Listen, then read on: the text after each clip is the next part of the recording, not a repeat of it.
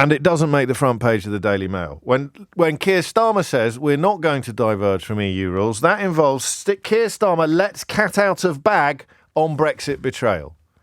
I can find it in Mail Online. I don't know whether it made the actual paper. Rishi Sunak performs another Brexit climb down as PM allows British firms to continue using EU CE safety mark.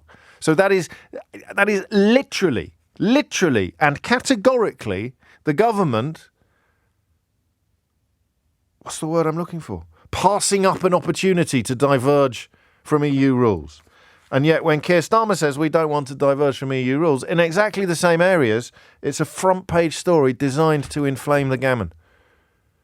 And that is still the country that we're living in. So that's why when Ed Davey says voters aren't talking about Brexit, we need to take rejoining off the table, I both agree and disagree with him. And of course, speaking of rejoining, good luck to everybody going on that march tomorrow, that national rejoin march, which kicks off at around lunchtime from just outside the Hilton on Park Lane. That's just nuts, right? Regardless of what you think about Brexit or Rishi Sunak or Keir Starmer or even the Daily Mail, when government policy is not to diverge from EU rules, but the leader of the opposition is getting attacked on the front page of a newspaper for saying that we're not going to diverge from EU rules, what contempt must you hold your readers in to think that you're going to be able to provoke them with this information? It's mad. Peter's in Barnet. Peter, what would you like to say?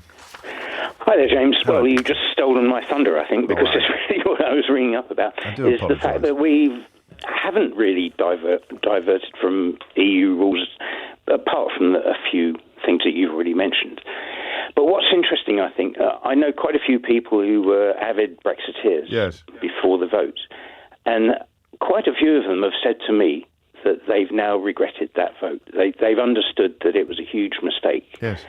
And I think what's happening now is we're seeing Keir Starmer as tentatively trying to open, not the Brexit debate, but he's trying to make people realise that, well, first of all, we could never rejoin the EU without another referendum. No. And the EU won't. I don't think the EU will entertain the notion until both major parties in this country are actually on the same page, and that's a generation away.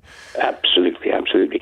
So we're quite a long way away from ever joining the EU. So let's forget about that. It's off the cards for the moment. Don't say that, because I've just given a shout out to all the people going on a march yesterday. But I mean, I can keep both plates spinning. But we've got to keep up the pressure that exactly. eventually Keep the conversation alive. Yeah.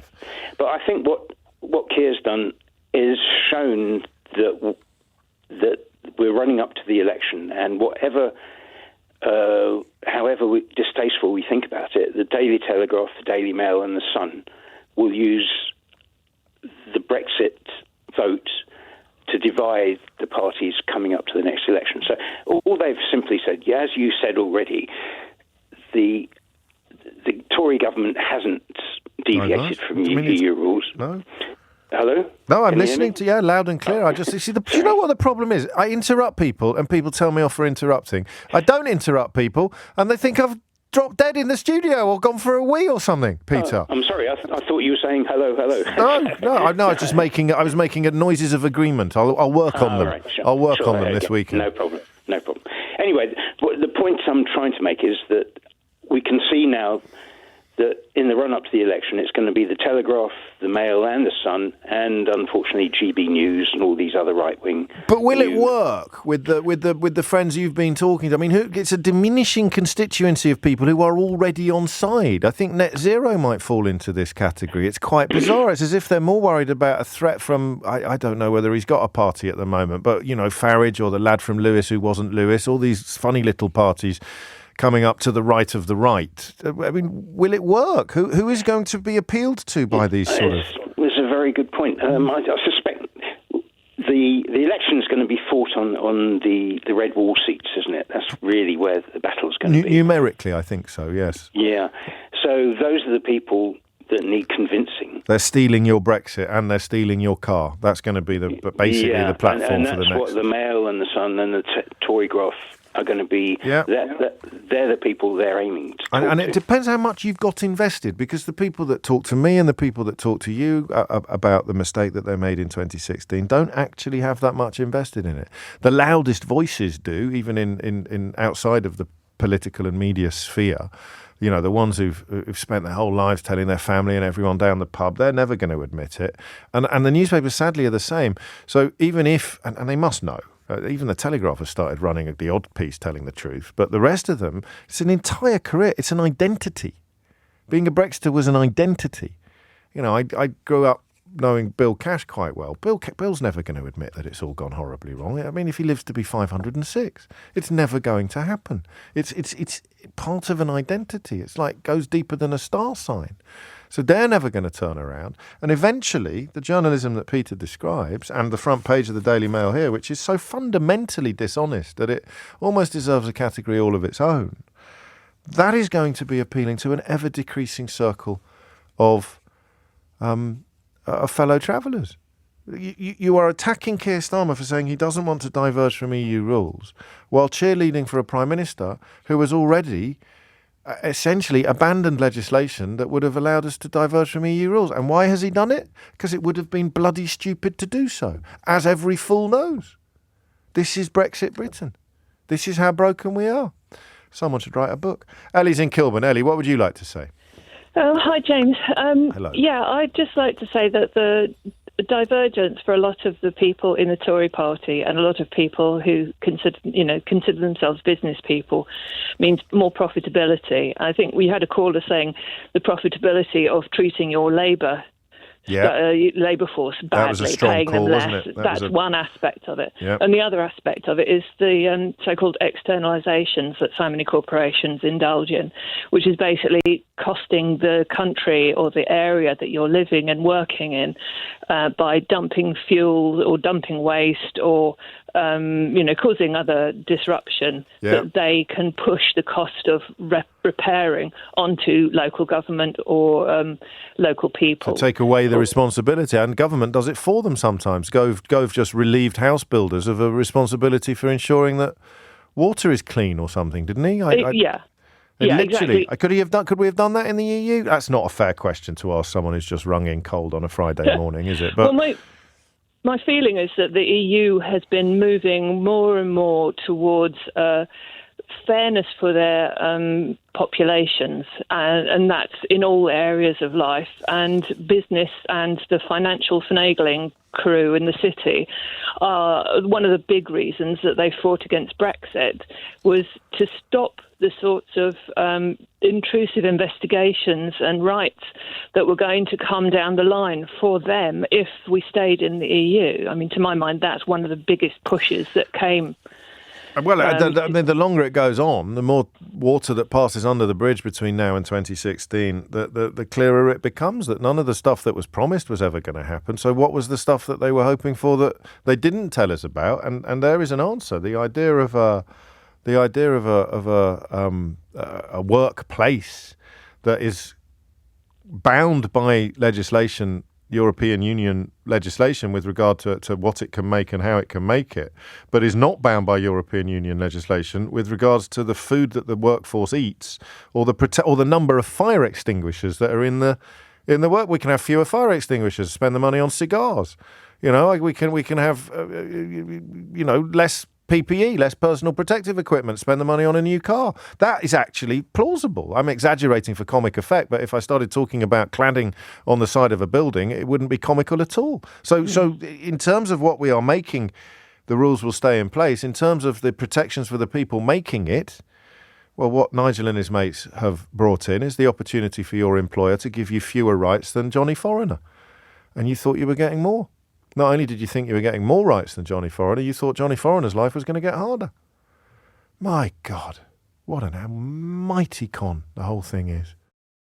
11:49 is the time. What do we want? Fewer workplace protections. When do we want it? Well, I suppose January 2021 was the deadline for that. What do we want? More dangerous food, less safe food. When do we want it?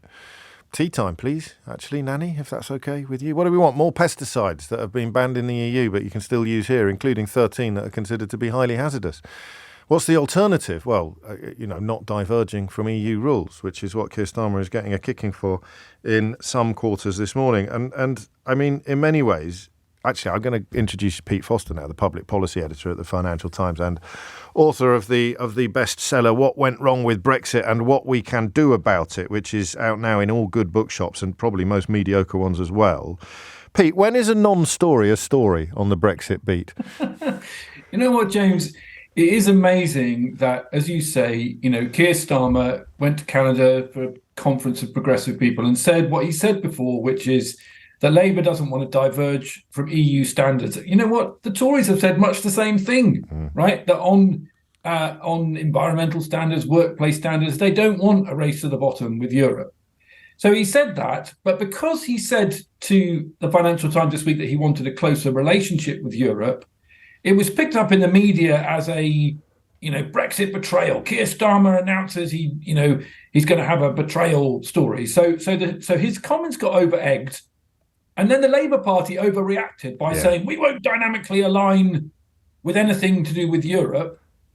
But then, of course, how are you going to fix Brexit, which is what you said you were going to do at the beginning of the week, if you're not going to dynamically align in some areas, like, for example, a veterinary deal, which would reduce checks at the border on food and plant products that are going into the EU. So, I tell you what, it's quite depressing that all this time on, we're basically just back to kind of Brexit virtue signalling. It's I don't know what to say, really. Well, you've got to say something. It's your job. What is the difference between dynamic alignment, Pete, and just carrying on as we were before, as in undynamic alignment? Is it a formalisation of the process that you refer to? So it's actually quite important. So Switzerland, for example, dynamically aligns. That means basically it agrees in law that whatever the EU puts forward in terms of a regulation on pesticide, it will follow it. And what it gets for that is, plus accepting the jurisdiction of the European Court of Justice and the EU oversight mechanisms, what it gets for that is access to the EU single market in a much smoother way. Now, you can, and this is a really important point that people don't fully understand, you can agree you're going to follow EU rules just unilaterally, right? So we're going to follow the same rules on organic certification as the EU. But unless you submit to the oversight, when you get to the border with your organic tea, James, you've still got to produce a piece of paper that proves that you comply with the same rules. And that's where trade friction comes in. Because you can't do it on trust, basically. No, you forfeit what's called the presumption of compliance, right? So, and by the way, this gets harder over time, not easier. So the EU is about to introduce carbon border taxes in order to stop people importing, steel from China that's made with subsidized energy. But of course, now the UK companies are going to have to produce evidence about the amount of carbon inside their products when they go to the EU, just like a tea company sending tea into Europe now has to prove that their stuff is organically certified and has got the right attestations. Whereas before, once you'd done it at the border, you were good to go for 27 countries. And that's what trade friction is. That's why UK trade has not been buccaneering since Brexit. It's been we might even call it red tape. Red, white and blue tape now, mate. Sorry, my bad. And I was just reminding myself, because I thought, given the shrill nature of the coverage in the Mail and the Telegraph in particular, that I must have misremembered. But we very recently, Sunak very recently, abandoned plans for our own safety mark and agreed to continue to abide by the European safety mark, which is literally not wanting to diverge from EU rules, isn't it? Yeah, I mean, that's the irony, all that talk about nimble Britain, etc. But actually, if you look at it, the amount of divergence that's happened is very, very small. And that's because, the Jacob Rees-Mogg style government, they went to big business and said, look, you can diverge, we can do this differently, X, Y, Z. But actually, business doesn't want different sets of rules for different markets. If you're a company and your supply chains crisscross Europe and your customer base crisscrosses Europe, you want to comply with one set of regulations once to give you access to, 28 different countries, but one market. And that's why actually the whole divergence thing has, turned into a nothing burger.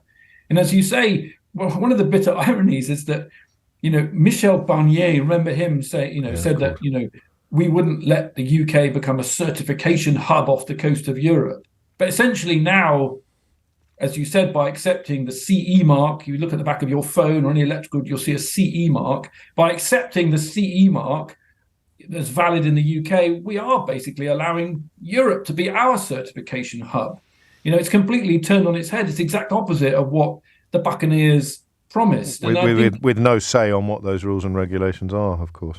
No, indeed. And actually, this is going to be the difficult thing going forward, is that actually the Labour Party, if they want to get us closer to Europe and get as close as possible without being in the single market and customs union, they are going to have to align on a lot of areas.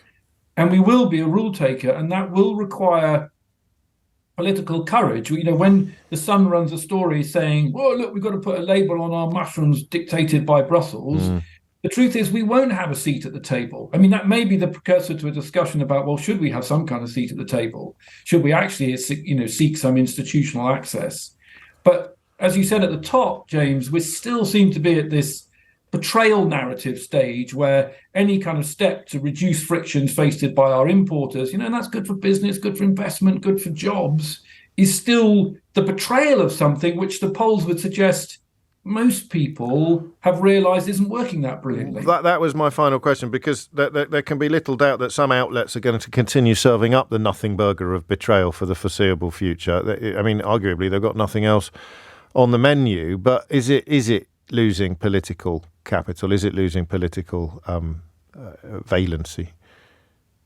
I don't know, James. I think it is, I think it's going to require sustained political leadership and courage by the Labour Party to make the argument for moving closer to Europe, bearing in mind that no political party or Prime Minister, including Tony Blair, ever really did that. Even during the 2016 referendum campaign, the Remain campaign never really made the positive case for the neighbourhood, for Europe, for our young people having, free movement was always an imposition. It was never a two-way street, which of course it was.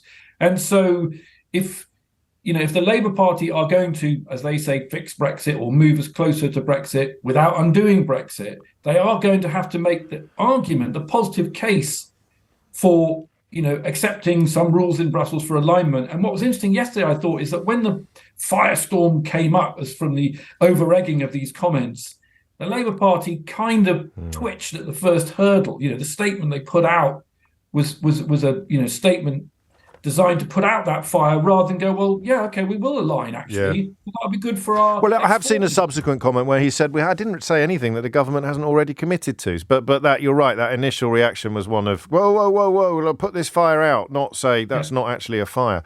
Thank you, Pete. And briefly, I'd note that your new book, What Went Wrong with Brexit and What We Can Do About It, has been securing some staggeringly good reviews. Well, yeah, it's I wrote it, James, to try and bring a few factoids into the conversation, which I think we'll get there. It will catch on. After the election, it'll all calm down a bit. Here's hoping. There is hoping indeed. Pete Foster, public policy editor at the Financial Times, and author, as I mentioned, of What Went Wrong with Brexit, and crucially, because I don't do much of the next bit on the program, what we can do about it. And I think, as Pete says, after the election, we are going to have to start having slightly more intelligent and informed conversations about improving the current situation, a situation in which the Daily Mail can whine about Brexit betrayals, which, when you dig into it, turn out to be commitments not to diverge from rules designed to protect our food, to protect our crops, to protect our workforce, to protect our buildings. What do you want? Less protections, please. More danger, more poison. 36 of them that have been banned in the EU and still remain free to use here. It's a cracking little book, that, and I say little because it's not War and Peace. It's big in terms of its impact and its content. It is coming up to 12 noon. I enjoyed that. That's 2 Brexit conversations in a week, lads. It's almost like the clock is turning back again. Up next, though, we're going to have a slightly different conversation, this time about Rishi Sunak's proposals for our children's education. And why wouldn't you trust him? It's 3 minutes after 12, and you're listening to James O'Brien on LBC. It was quite a good call, wasn't it? Well, I've had brilliant calls today. I always have great calls, but some days are even better than other days. The one pointing out the various fronts upon which the election campaign is going to be fought, none of them, incredibly, referring to the record of the party that's been in government for 13 years. That's quite an incredible state of affairs, isn't it? How long have you been in power? 13 years. What are you going to fight the next election on? Nothing that we've done in the last 13 years. I find that actually, well, I can't keep going on about how demonstrative it is of the ecosystem we inhabit and the ludicrous bias of most of the media. Just take that as read. But the fronts that are obvious include net zero. That's going to become bigger because in many ways, small boats has already failed. It's already sunk, that pledge. Inflation will come down, but I don't really think you can campaign on it. If the economy improves measurably, which it could well do, that plays very much into the hands of the incumbent government, whether they have anything to do with it or not. The weather improves, and whoever is in charge benefits from an improvement in the economic weather. What other fronts could this culture war be fought on? I don't know whether the transgender conversation will be part of it. They seem to have done their level best to turn that into a massive issue, and yet outside their own little echo chambers, it doesn't seem to have anything like the traction that it has within them. I could easily be wrong about that, but I keep quite a close eye on these matters. Small boats, net zero, trans, and then you've got schools. You've got the possibility, I thought, articulately explained earlier, that the government presiding over schools that are, in some cases, literally falling down. Gillian Keegan this week claiming, she's incredible, right? How many times do I talk about a conveyor belt? So every time you think things can't possibly get any worse, they've already scraped through. What is below the bottom of the barrel in political terms? If you scrape the bottom of the barrel so hard that you actually end up breaking through the bottom of the barrel, what's underneath? Soil, I suppose, or grit, gravel. I think we're at the gravel now, aren't we? We went through the bottom of the barrel when Nadine Dorries was put in the cabinet, or when Dominic Raab was made Deputy Prime Minister. Now, I don't know where we are. What have we got left? So Gillian Keegan this week, the Secretary of State for Education, what's she most famous for? Claiming that people didn't give her enough credit for doing an effing good job. Nice one. She has been claiming that children want to stay in porta cabins. It was a wonderful moment in Tory, wasn't it? The idea that you want to stay, your children are queuing up to tell the Secretary of State for Education that they want to stay in porta cabins. Now, I don't think that claim would be completely devoid of truth. I think there would be a little nugget of truth in that between you and me, because kids love something different, don't they? It's a bit like doing lessons outside. Even if it's still the most boring lesson in the world, something about doing it outside in the nice weather just appealed to something within us. So, we're doing it in a porta cabin. It's a different surroundings. So it means that when you're bored in class, you've got new stuff to look at. So I can imagine a child somewhere thinking, I love the porta cabin. It's much better than our normal classroom. What I can't imagine is a Secretary of State for Education being so dumb that she thinks that is a valid argument for not fixing schools or for claiming that it's an appetite that should be respected. Also, I'll tell you what, Gillian Keegan, why don't you ask them what they want for lunch tomorrow? Haribo or broccoli? And then she'll turn up on an interview and say, children have been petitioning me to have Haribo for lunch, so we're actually going to give them Haribo for... it's just insane to suggest that, I don't know, impressionable children's short-term ideas should be framing government policy. But I digress. A government presiding over schools that are actually crumbling, a teaching profession whose morale is at an all-time low, industrial action still very much on the agenda. They want to now completely tear up the A-level system. Now, on the plus side, they're unlikely to be around for long enough to do it. On the downside, it speaks to something we touched on in the first hour. It speaks to something that is more about politics than it is about policy. Rishi Sunak is considering a major reform of A-levels to ensure children study more subjects in sixth form. We've done a lot of politics today. We've done a lot of politics this week. We're not doing politics this hour. We are not doing, why is he doing it? Or what does he really mean? Or what is the benefit of this? I just want to talk about sixth form, actually. I want to talk about sixth form. And I want to talk about the very real possibility that the current system of A-levels is not the best available system of both educating and examining children as they near the end of their compulsory formal education.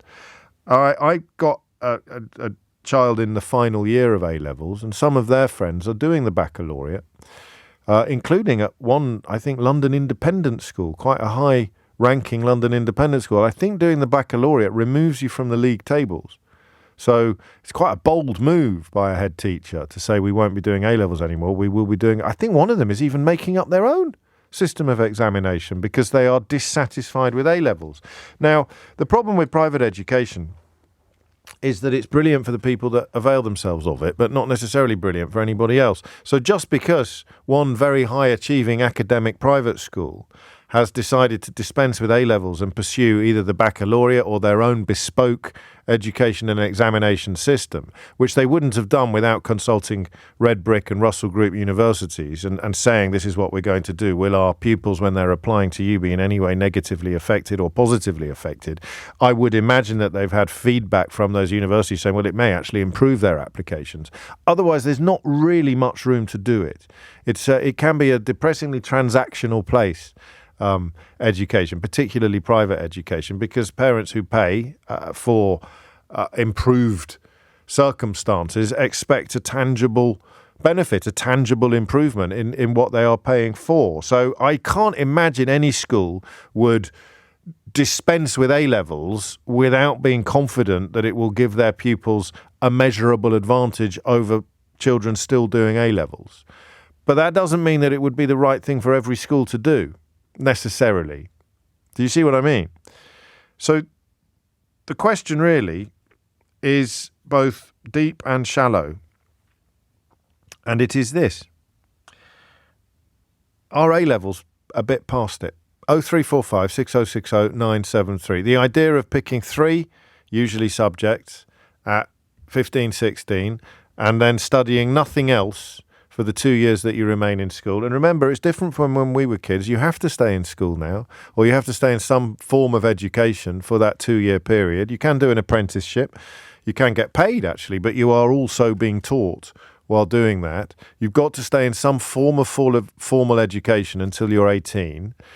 Are the A-levels now past it? Are they fit for purpose, or are they still the best available way of teaching sixth formers? If you hit the numbers now, you will get through. And I don't know what angle you're going to come from. We're looking at the teachers, I suppose, but also pupils who've had the ability to make some comparisons. You've got friends who've done different things. I mean, here's the tension, right? The tension is speciality, specialisation. So under the English system, under the British system, I forget what the hires are like, actually, but certainly under the English system, you pick 3 subjects, which you then study in more depth than you could do if you were doing more. Under the baccalaureate, I think you pick 6 subjects, so you're studying in more breadth than you could if you were doing 3. And I don't know which is better, studying fewer subjects in more depth or studying more subjects in more breadth. I have no idea what's better. I'm not even sure there's a definitive answer to this question. I don't think it's necessarily binary. I don't think it turns into a scrap with us all punching each other. Well, 3's better than 6 and 6 is better than 3. I genuinely, and I often do this on Friday at 12 o'clock because I have a sense of the dynamo winding down after our week together. I just want to hear what you think about this one. I don't have much skin in the game. I think the fact that I've got a beloved child doing A-levels this year means that I'm probably team A-level because I hate the idea of any message getting out that it's not the best thing for them to be doing with their time at this point. But I'm not like a fully paid up member of Team A-level. I did for myself, but only because the school I went to made you do religious studies a year early.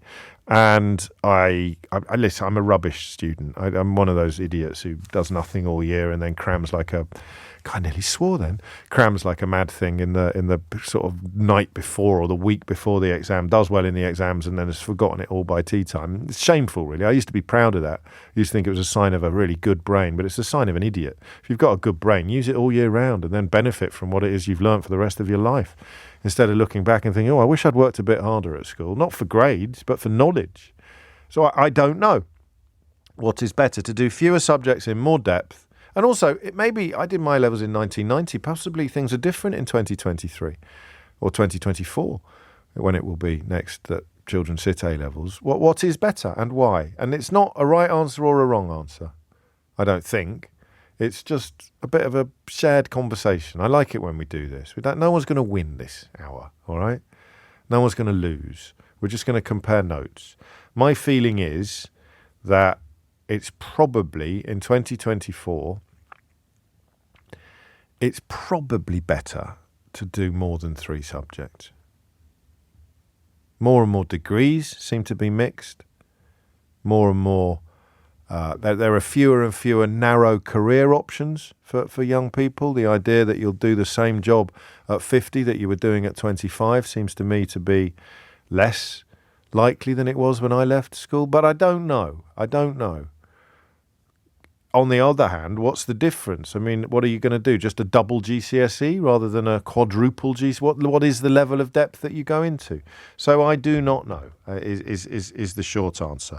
The politics of it, I'm not that interested in. It's Rishi Sunak's idea, but I don't want anyone to come at this conversation thinking it's Rishi Sunak's idea, therefore it's brilliant, or therefore it's rubbish, you know? Let's leave him out of it.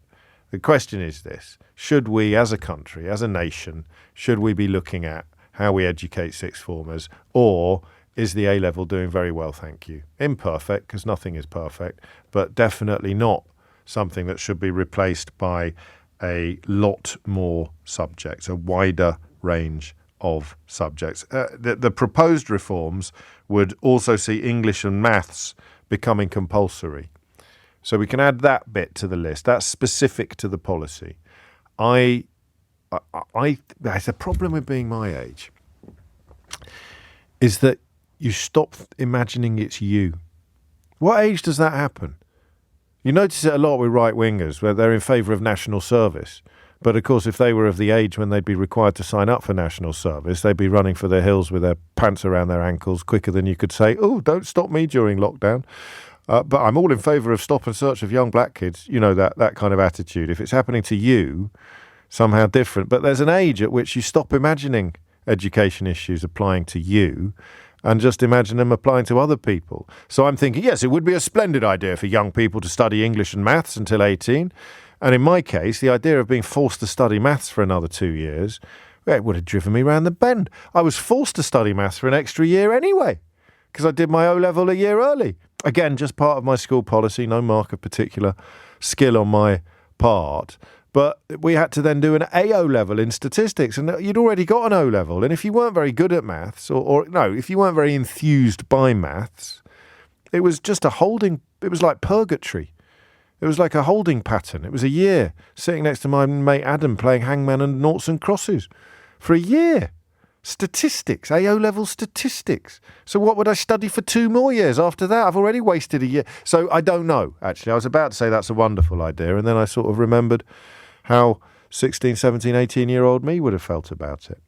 But there it is. 0345 6060 973 is the number that you need.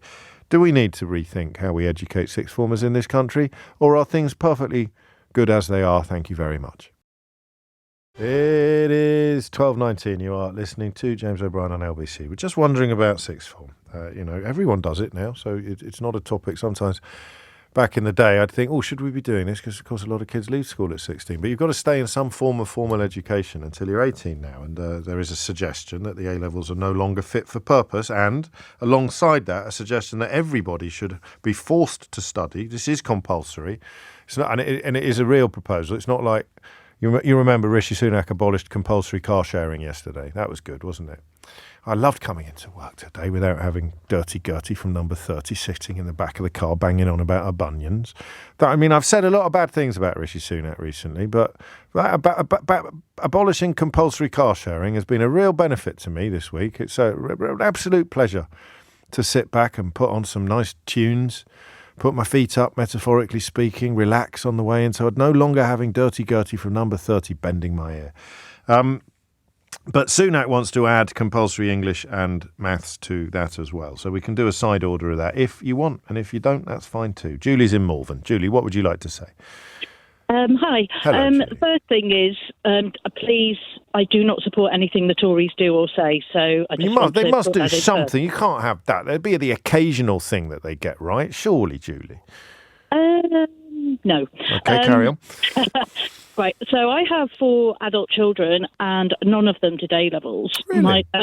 My eldest daughter did the International Baccalaureate in a state school back in the 90s. How come? How was it an experiment, or was it a visionary head teacher or something else? Absolutely amazing head teacher. I think it only lasted about 5 years because of the teacher-heavy aspect of it. Yes, okay. When you've got a small number of a sixth form taking 7 subjects. Yeah.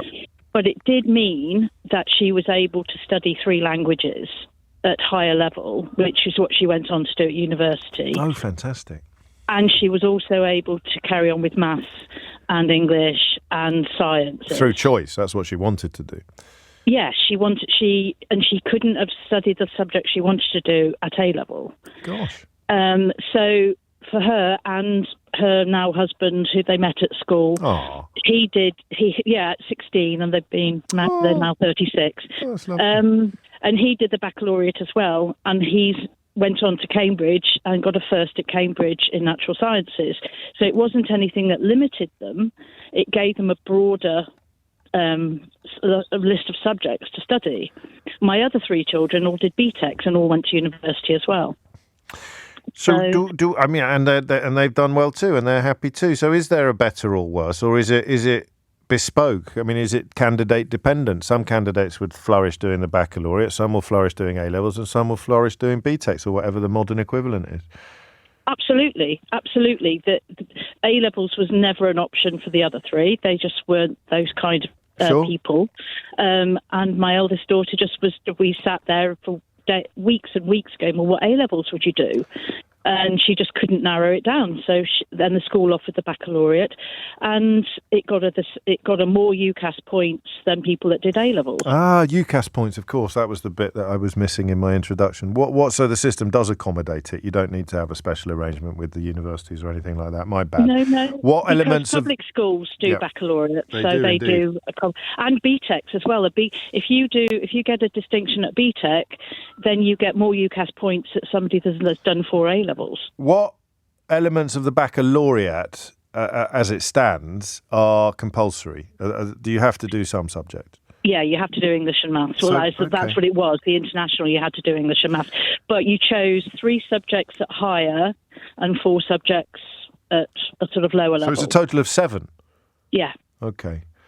What do you think, Julie, looking back on your education? Would this have been better or worse than what you did? Oh, gosh, so much better. Yeah, I'm thinking that as well. I'm not, especially since they've changed the GCSEs, that they're exam-based and not assessed throughout. Yeah. And that suits some people.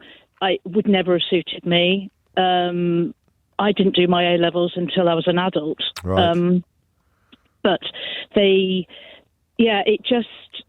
different options just suited my family. Yeah, and if they'd been forced to do A-levels, they'd have been miserable, all of them. And they'd have narrowed down their options. I've got a slight problem with the compulsory maths until 18, but I have a horrible feeling that the bigger the problem you've got with the idea of compulsory maths until you're 18, the more beneficial it would be for you to do compulsory maths until you're 18.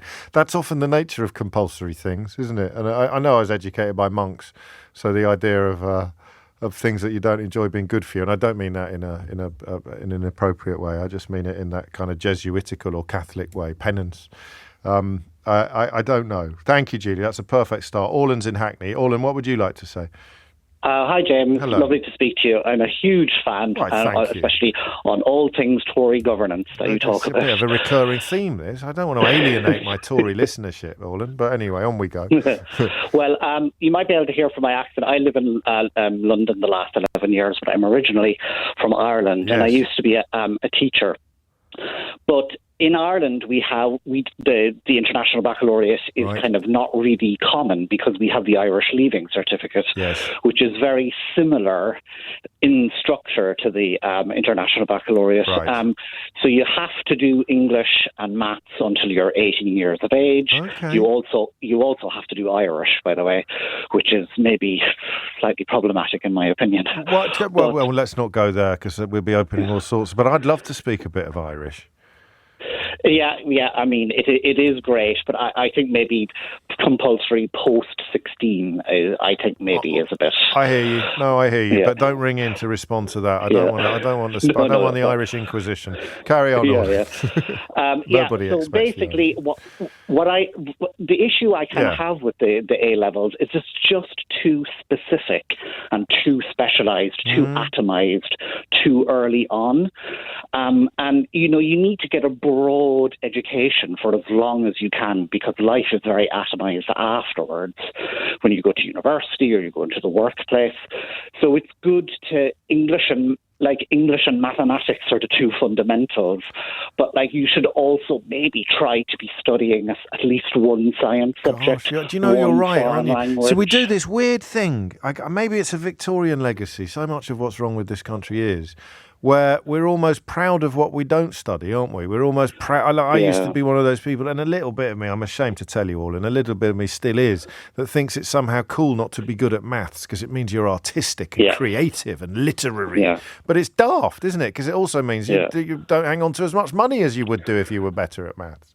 Richard Dawkins has been saying that for years, that people are terrified to say they're illiterate, but not to say they're numerate. There it is. Yes, that's a great point. And of course, the pushing you into the specialisation almost creates a space in which that behaviour is encouraged. Whereas if everybody knew from the age of 5 that they were going to have to study maths until they were 18, they probably wouldn't revel in being bad at it. They'd try and get better. And one more thing, if I could just say, it's not just about maths and English. I think there is also an argument to be made that history you should be teaching history up until you're learning history until you're 18. I could live with that.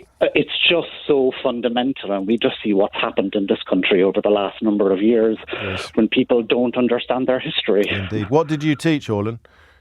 Well, this is actually a good example now of the Irish system. So I studied microbiology at university. So I taught science and biology.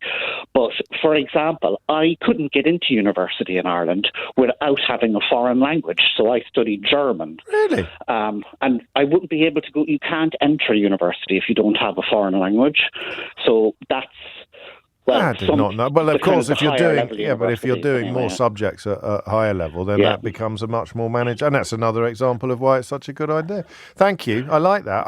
I tell you what, just on a very personal level, and I left school in 1990, so I know little of what I speak. But what maths do you do? Because if you've already done a GCSE, I mean, what comes after that? What comes? I did an O-level actually in maths, simply because I was on that cusp from 87 to 88.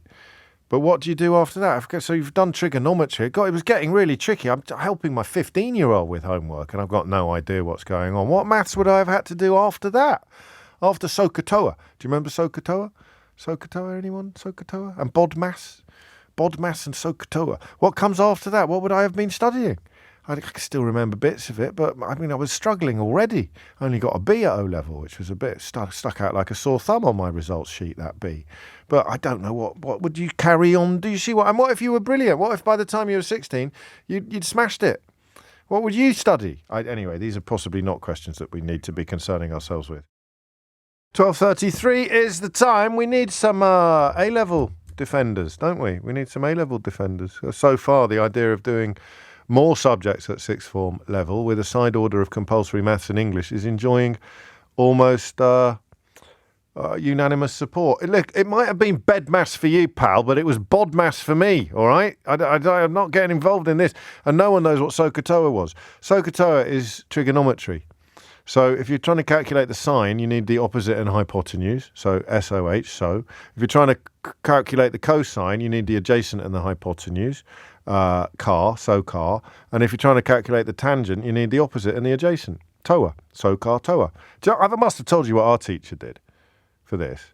Have I ever told you this? He sent us all out of the room. We'd be 12, 13.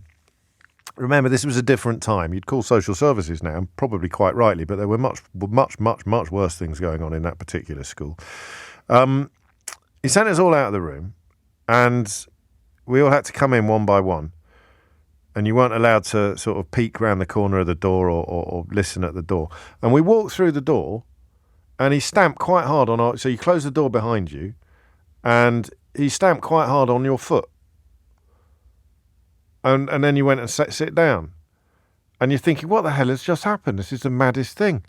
And then when everyone had finished, he wrote Sokotoa on the board. So because now your toe hurts, what do you want to do when you've hurt your toe? You want to soak your toa, Sokotoa. And that is why I can still remember it now. To be fair to the fella, 38 years later, it's still there, Sokotoa. Mad that, isn't it? I can't quite remember what BODMAS is. Brackets of division, multiplication, and subtraction. But I can remember Sokotoa as if it were yesterday. I can still see the door, actually. It's quite Proustian.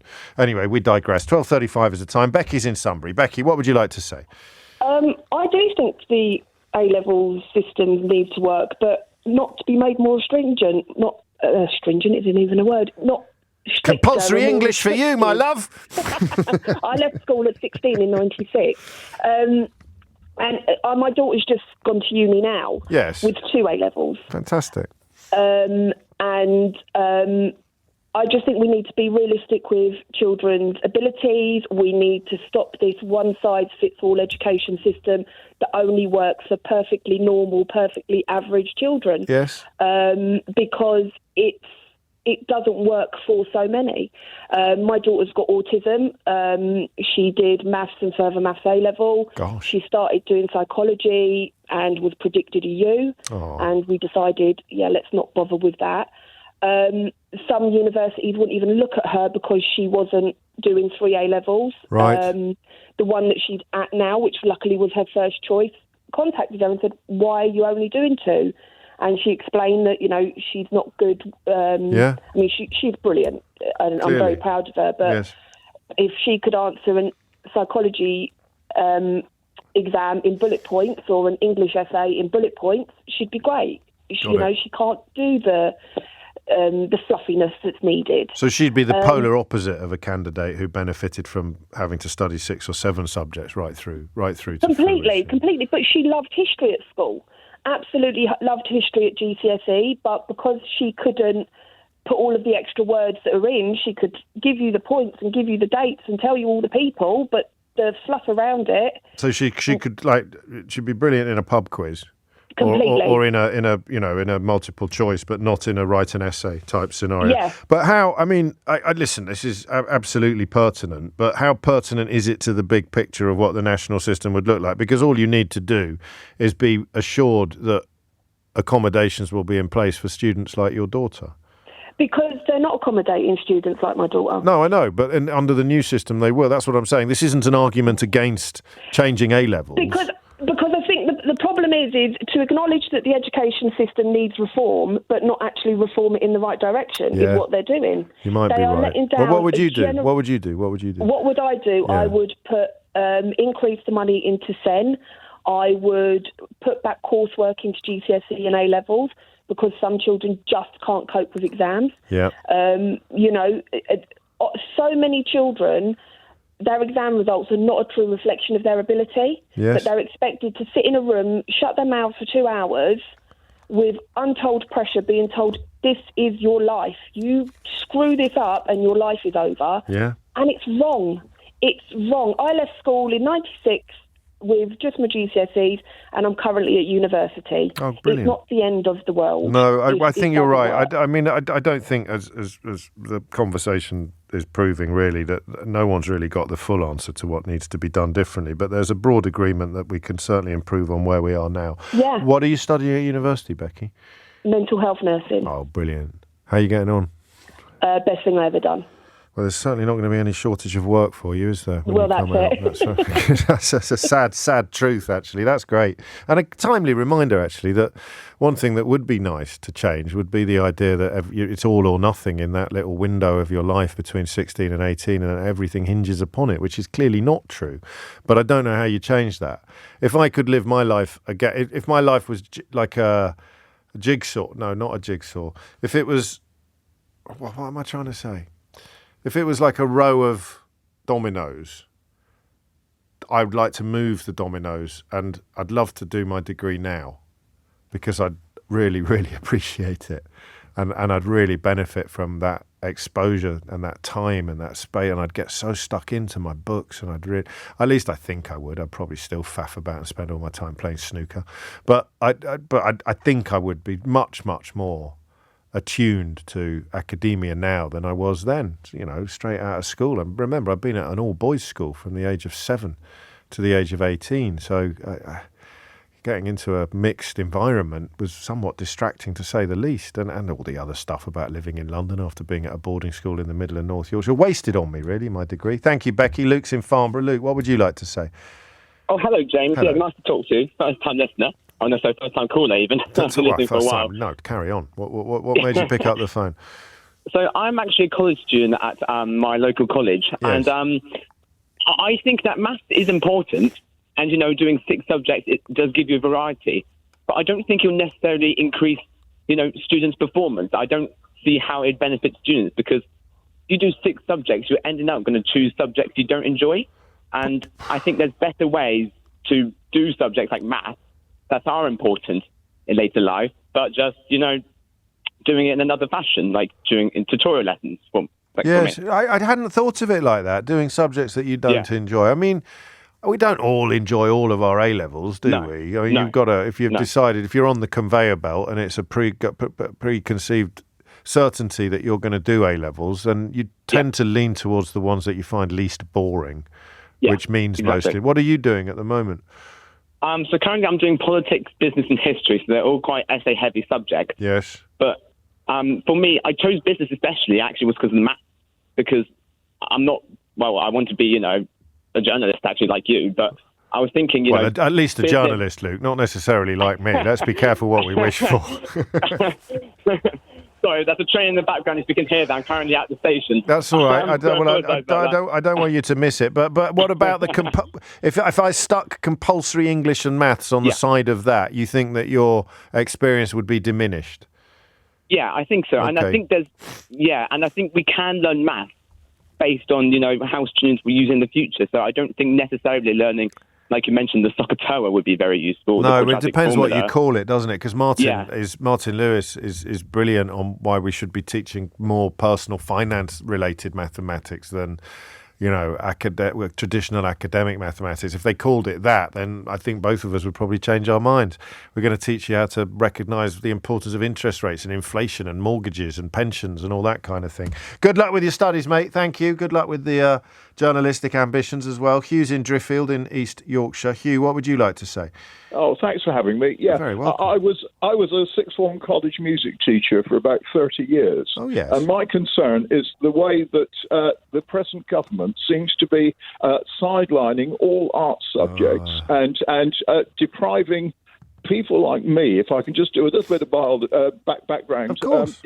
My kids, my parents didn't have any money. But I did A-level music, but I had a local authority who paid for my music lessons. Of course, and for your instrument as well, sometimes. Oh, well, yes, I was a piano and organist. That sort of thing, wouldn't have happened if I hadn't had some sort of state subsidy for the sort of thing. That's very true. Since then, I've been a sixth form college music teacher for over 30 years, and obviously I've met some really talented people who've gone on to do, sort of brilliant musical careers. Yes. But the problem now seems to be that, if you're in a state school and your parents haven't got any money, A, they can't pay for your music lessons, and B, half the schools just don't offer A-level music anymore because it's a bit expensive and the groups are a bit small, and so that sort of thing doesn't happen.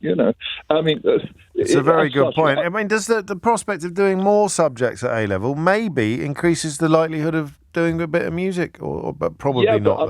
But then didn't go sort of in 2013 or thereabouts cut out an awful lot of subjects that sort of sidelined. They said out loud. They said it out loud, Hugh. They said it out loud that if it doesn't immediately offer itself up as monetizable, something that will have a monetary value in the workplace. Isn't there a guy who's called Andrew Lloyd Webber who's run rather well about that music? But anyway, is that irrelevant? It is to them. It's irrelevant because they'll say, "Well, how many of these plebs are going to turn into Andrew Lloyd Webber?"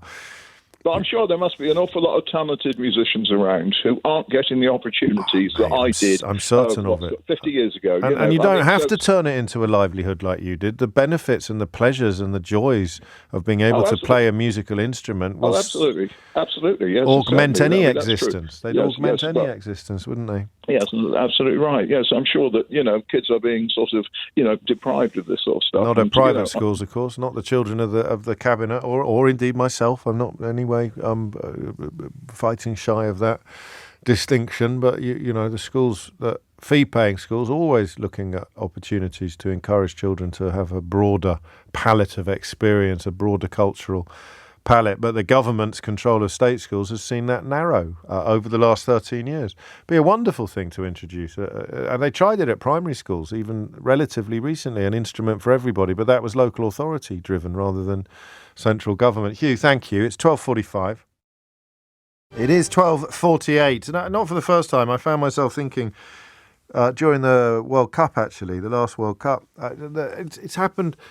Social change, positive change, sometimes happens quite quietly. I know that there were pioneers, and we'll talk to one shortly, but we looked it up the other day. Do you remember, during the World Cup, when we said, I'm sure it was national news when a female linesman got introduced to a Premier League game. It actually was national news, and it was only about 10 years ago. And if you think about what's happened in the last 10 years, both on and off the pitch, in terms of punditry and in terms of the attention given to the players, it's been a quiet and wonderful revolution. And hopefully it will, we'll see a Brit version of what the Americans had 10, 20 years ago, which is loads of schoolgirls coming up playing football in the same way that schoolboys do. And it occurred to me that I mentioned Sue Barker. I said she's practically the only one back in the day was Sue Barker, but I did a grave disservice to Gabby Logan, or Gabby Yorath as was, because she really was at the absolute vanguard of kicking down doors into spaces that had previously been occupied only by men. And completely by coincidence, she was offered for interview on Full Disclosure. So I said yes. And you can have a listen to it this weekend. Here is, and she was absolutely lovely. It was a nice interview, this. Really nice interview. I hope you enjoy it as much as I did. Here's a little taste. In that first year at Durham, and I'd said, what do you want to do when you graduate? What would you have said? I would have said at that point, I want to be a broadcaster. Oh, so when did that kick in? I was doing a law degree. When did that kick in? I think it was when I was 15. I was on Blue Peter as a gymnast, and I went into the old... Would that be Peter Duncan, Simon? That was Yvette Fielding. Oh, okay, a bit later. Yvette Fielding 15, and Karen Keating. Yeah. And we were in the old iconic BBC studios, and me and another girl had to open the show live doing gymnastics, which was quite nerve-wracking, and going to this amazing building, which I'd seen on TV all the time. And it just felt like if you were going to make some kind of sitcom or show about TV, that was how the BBC was then. You walked into that reception and there were people running around, from makeup, and somebody was grabbing. Literally. Oh, is that Parky? And it was so exciting, and the lights and everything, a massive studio. And I thought, this is a great place to work. Imagine working here, but didn't know what we do there. And I wrote to the producer of Blue Peter, a guy called Lewis Bronze, and said, dear Lewis, I was on the show and I'd love to work in television. What should I do? Kind of thing. And he wrote a letter back to the British Gymnastics Association saying, tell Gabby she should go to university, and didn't give me any kind of clue how to get into it. Years later, he got a production company. He got an MBE for producing something like 800 Blue Peters. And he had a production company that I ended up doing a show for, and I walked on set and he went, oh, you took my advice. So that was it. That was the moment. So how did you make the... Well, I then started, my mum, back to her tenaciousness, and I don't know how she would say, well, you need to write to lots of newspapers, and you need to write to radio stations, and you need to just get experience. Oh, Mum, everyone needs your mum in their life. Yeah, I know. She was, and again, I was terribly scared writing those kinds of letters, and and I had lots of rejections, as you can imagine. But the Today newspaper existed at the time, and they offered me a 2-week internship on the sports desk. This is while you're at Durham? No, this was before, in my last year of A-levels. And you're, okay, right. In the summer in between. Yeah. And so I was kind of at the sports desk. Now, obviously, when my letter arrived, the surname was probably recognised. Yes. And, somebody realised who my dad was, and so they offered me the sports desk. And I was like, sports desk? Because, I hadn't, as we discussed before, I hadn't seen any women doing sport. And just because I'd been a gymnast didn't mean I wanted to be a sports broadcaster. So I worked on the sports desk and learnt what goes on a sports desk, and which was, I mean, you can imagine something back in those days, it was quite extraordinary. But still didn't think that I wanted to work in sport. It was another good thing to put on my CV that I'd had this experience of working in a national newspaper, and carried on asking people for that experience. And then I met the controller of Metro in my gap year and said, I'd like to work in telly. And he said, well, you know, a lot of people start in radio. It's a really good place to start. And he said, you should come and see me when you come to Durham. And armed with about 20 10-pence pieces, the minute my mum had driven off, and I kind of got to the phone and rang him, and he said, gosh, you're quick. I mean, when's Freshers Week over? And I was like, next week. He said, well, come in next week when you've had a week to settle in. And he was really good for his word. He gave me loads of experience and training, and I suppose he was waiting to see whether I'd kind of drop off as a student, whether my lifestyle might overtake wanting to work in broadcasting, but he gave me that big chance. Lovely stuff. Gabby Logan, the guest on this week's Full Disclosure. And thank you to Colin, also reminding us of Helen Rollason, of course, who was the first woman to present Grandstand. 12:53 is the time. Back to the question. I mean, I can't imagine. It makes me feel a bit ashamed about how lazy I was during that period of my life when you hear how proactive and how driven Gabby was. But we're talking about that period of people's lives, actually, that sixth form period, and whether or not A-levels are the best way of educating our young people. Chris is in Nottingham. Chris, what made you pick up the phone? Hi, James. My daughter has started her A-levels this term. Yeah. And this week I got to go to the school for an open evening to see how the curriculum was apportioned. And there are a lot of what they call study periods. So that's where they encourage the children to go and further their learning in these periods. So I can see where there would be an opportunity to insert some compulsory subjects.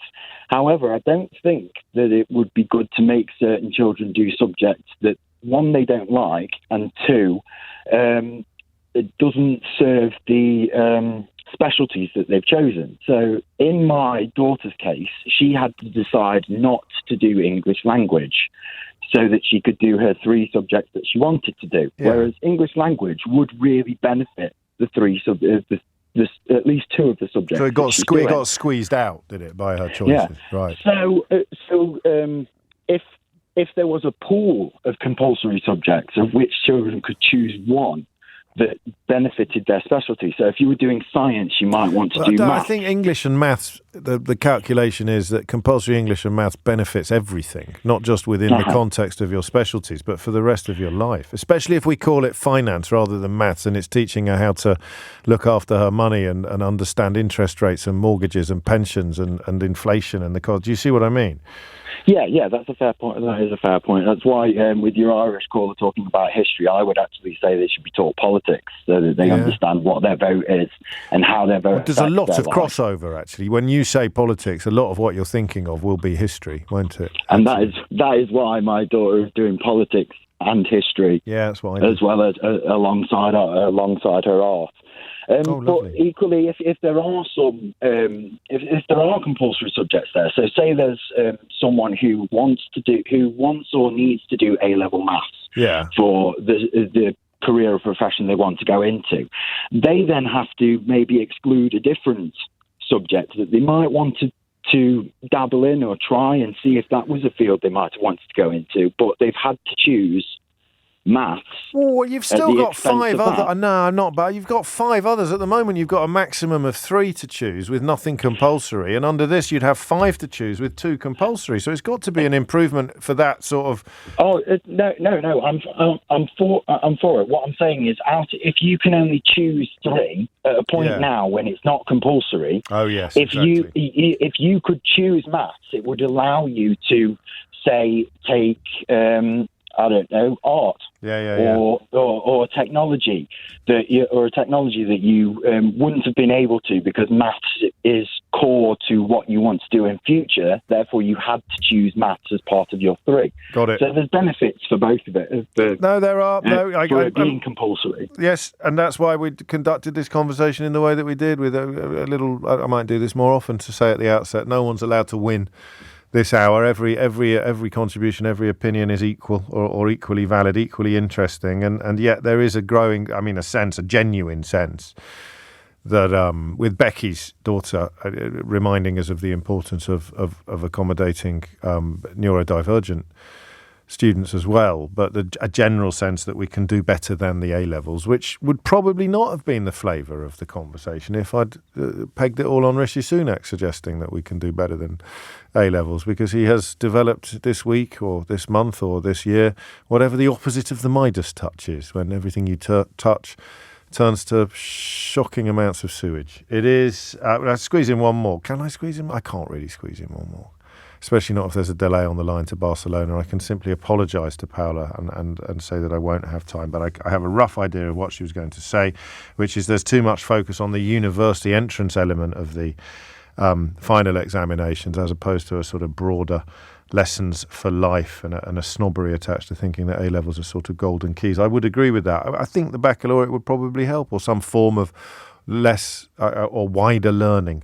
That's it for another week. If you missed any of today's show, you can listen back on Catch Up on Global Player, where you can also listen to all of Global's live radio stations, as well as the world's biggest podcasts. It's the only app you need, actually, in many ways. Podcasts and stations coming out of your ears. You can even watch the clips, the viral clips, or even the non-viral clips, which is how we describe everybody else's.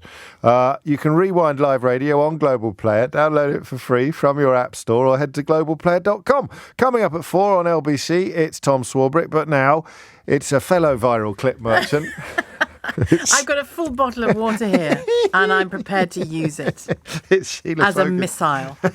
It's not allowed. Yeah. Not allowed. Health and safety. Not allowed. Health and safety. Not allowed. Health and safety. Not allowed. Health and safety. Not allowed. Health and safety. Not allowed. Health and safety. Not allowed. Health and safety. Not allowed. Health and safety. Not allowed. Health and safety. Not allowed. Health and safety. Not allowed. Health and safety. Not allowed. Health and safety. Not allowed. Health and safety. Not allowed. Health and safety.